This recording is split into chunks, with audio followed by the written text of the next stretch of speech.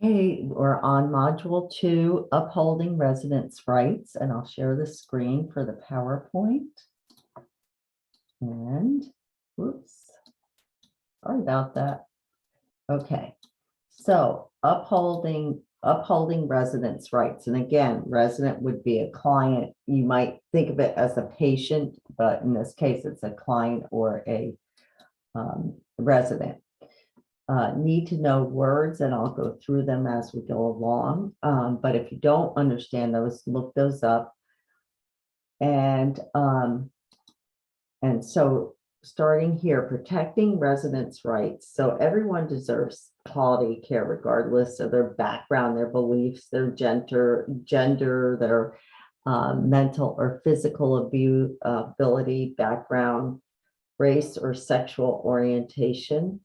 Everybody deserves to be treated equally and have quality care. And you have to, your personal beliefs and preferences can't get in the way. It shouldn't affect your quality. You know, we don't agree with everyone, or we have our own ways. I mean, you know, you're usually more familiar with your background. However, we live in the United States and we have everybody's background. And you know, one way, which just is kind of sound gross, but you think about treating people, is that as physicians say, once they open somebody's body up, say they're doing surgery, right, on the brain or the torso or the lungs, it all looks the same, right? So that's what makes it unique, that we have our different personalities, but we have to respect that. Okay, so there's always a Bill of Rights, some kind of rights that are written, depending on if you're at home care or if you're in the assisted living or in a hospital, but they're legal documents that protect the residents in those facilities. In your case, it may be the assisted livings, with an emphasis always on dignity, choice, and self-determination. And that's a big old word there, right? Self-determination. What the heck does that mean? And so just turn it around, that the person can determine what they want for themselves. Okay. So let's say you're helping someone with a shower and they don't want to shower at 8 in the morning. They could determine the time they want, and usually it's a give and take, but that we're not telling them they have to do it then. Try to rearrange your schedules for that. Okay, they can determine what they want and don't want.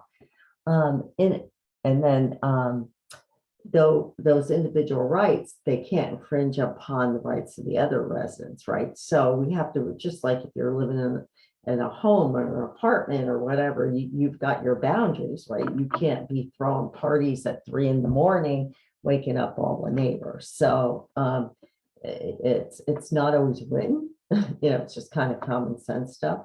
And any of those rights and paperwork that are signed have to be given to the residents, because they sign a whole bunch of things when they come in or go on the agency care.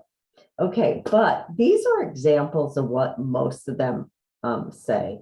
They have the right to be informed of all care before and after that they're in there, the care and what they're providing, and the medical cost, or the cost of the facility, and the cost of all the things that they're, you know, not everything's always included. Okay, and that they have the right to be have considerate, respectful care. They have the right to refuse medication. So that's even in assisted living. There's these med techs, they have a right to refuse any kind of treatment, even if, you know, we're supposed to walk them every day. They have the right to refuse. Now, do we have to call our supervisors and tell them? Absolutely. But they have the right to refuse. And then they, as a team, we try to troubleshoot what's going on. Why are they refusing? They have the right to adequate and appropriate health care and care in the facilities. They have,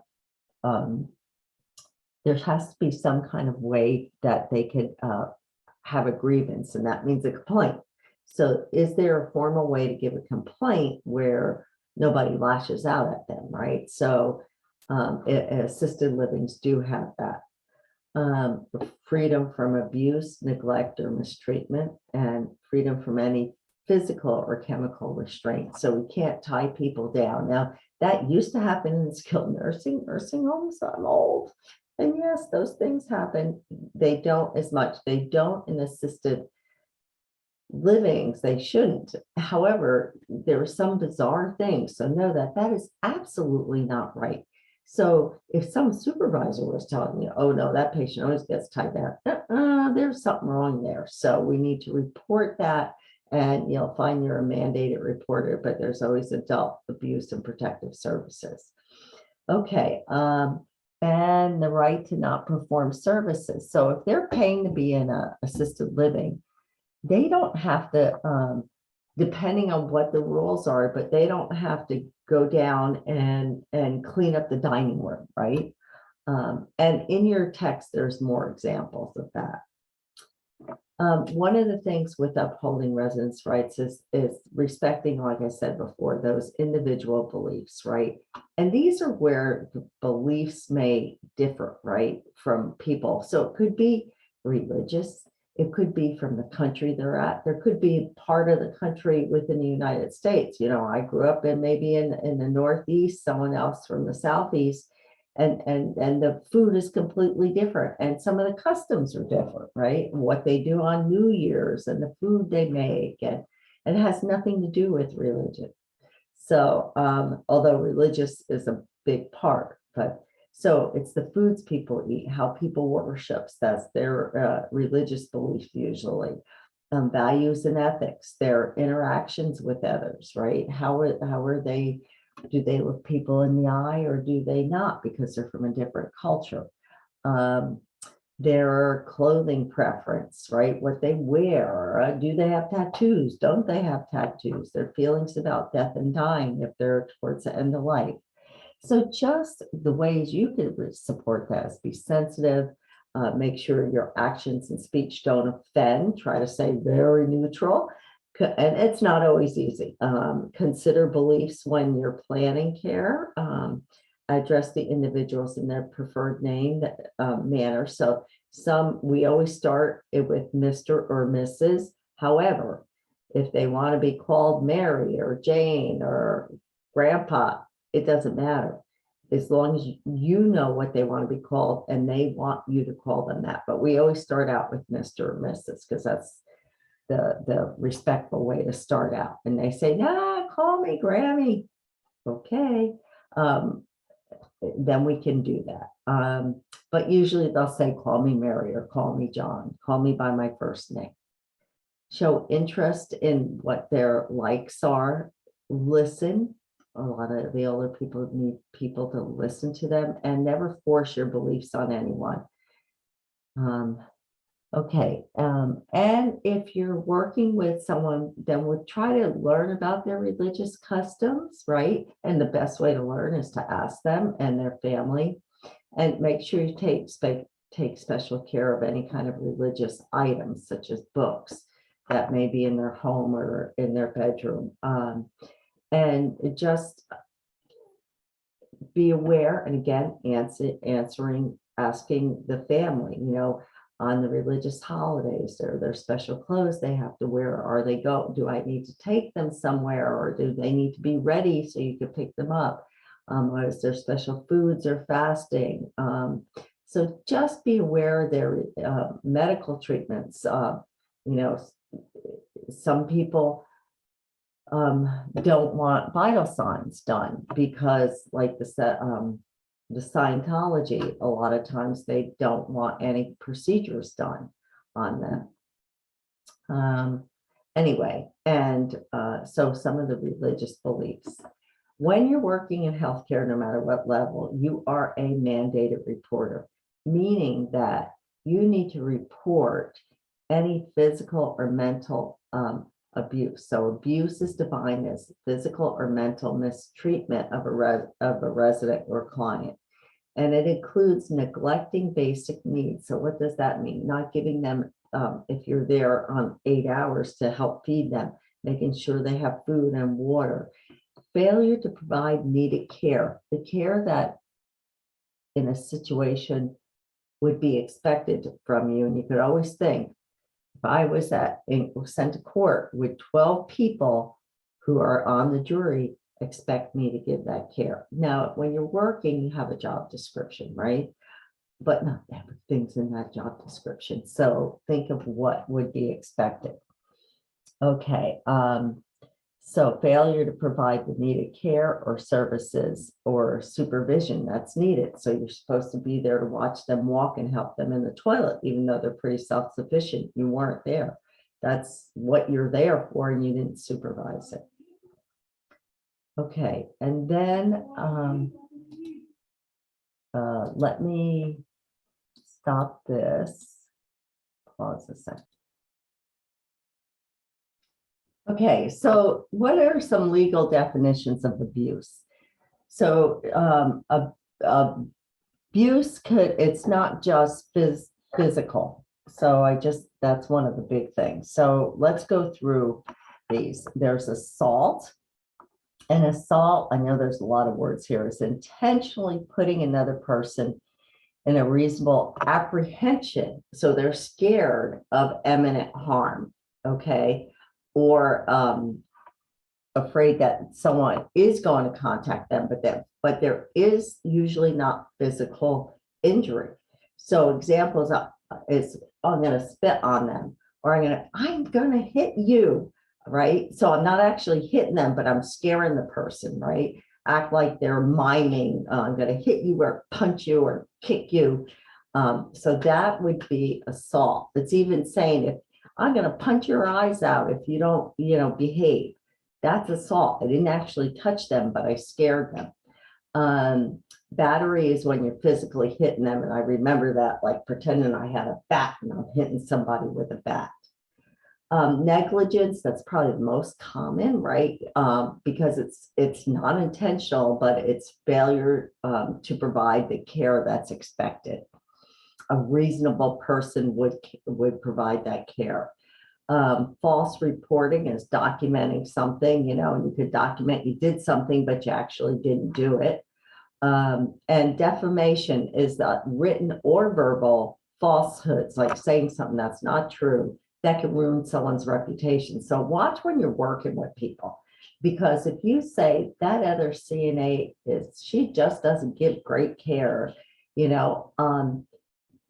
that if you can't prove that, that's defamation, that's verbal, or if you think that doctor is stupid, he doesn't know what he's doing, or she doesn't know what he's doing, that's defamation, right? You're verbally saying something that can ruin their reputation.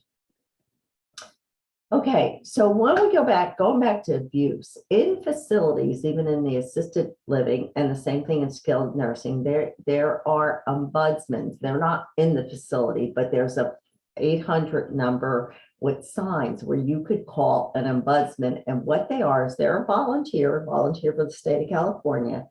And they're a client advocate or the resident advocate, the patient advocate. So what they do is, so patients could call them, right? Residents could call them, anyone could call them, workers could call them, but they try to problem solve with the client. Like usually if the client's not happy about something, right? And of course they probably tried to solve it themselves. Then they work with the client and with the facility, to try to make them happy without calling.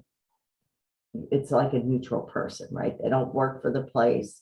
They're not calling in the county. However, that ombudsman, volunteer position with a lot of clout, right? They often will find out and they will report to the state, either the social services or the Department of Health or whoever, or to the attorney, the financial attorney for the state, for the county. They will report things if they find it's not appropriate. So if the conditions are warranted, but there's someone who's a neutral person that's going to try to problem solve.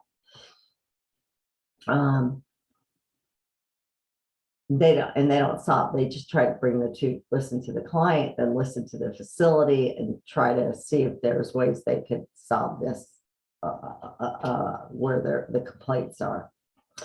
So going back to abuse and neglect, let's talk about some indicators or what you would see that would indicate that someone might be abused. Of course, any burns, bruises, lacerations, and for sexual abuse, especially stained or bloody underclothing. All of a sudden difficulty walking or sitting. Now we're going to have clients, that's why they're there, that have that, but is it different? Are they agitated or anxious or fearful or super withdrawn, confused, depressed? Those could all be signs of neglect or abuse. Now they could be signs of other things.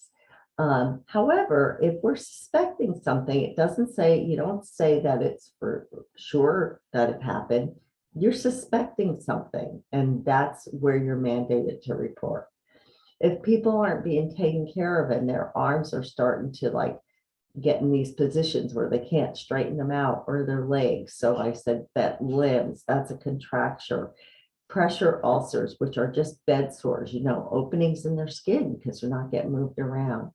If they're dehydrated, malnourished, are constipated, impaction, or so they're so constipated and they haven't been able to go to the bathroom. If they have poor hygiene and they have body odors, changes in weight, those are signs of neglect or abuse. And it could be self-neglect. Okay, so the person doesn't want you to help them. However, they're not washing.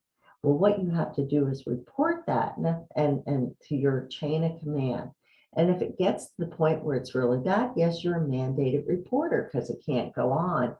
And they're really difficult situations, even for adult protective services, because people are refusing to take care of themselves, yet they're, a health hazard. But it has to be reported, and they do try to solve those problems.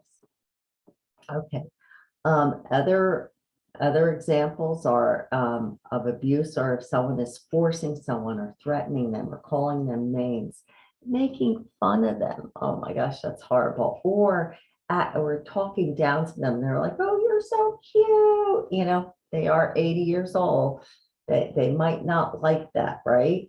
They would rather say, oh, you're beautiful, not cute, right? That's usually for a baby. Using restraints, and that would be tying someone down. And for a doctor, we don't use restraints in assisted living. That is out of the nurse assistant book, and they could be used temporarily with a doctor's order, but that is rare. Inappropriate touching in a sexual manner, so we can't inappropriately touch people. Forcing, pushing, or unnecessary roughness. Forcing utensils into the mouth, like if you have to help feed someone and you're really forcing it in there. Failing to provide the appropriate care that you were supposed to, that's on the plan of care, or just not following that care plan. Failing to feed the resident or provide fluids for them, and especially in home care, that's what you might go there for. Serving them the wrong meal or the wrong food, like even in assisted living, if they can't have that, and giving them something that they can't have. And your book does have more examples of that in chapter 2. But thank you. They're in the module 2 in Canvas. There's going to be a link to the mandated reporter, and there is also a class you could do and get a certificate. It's free. It's online. It's through the county, but I want you to at least get familiar with that page. Okay, thank you very much.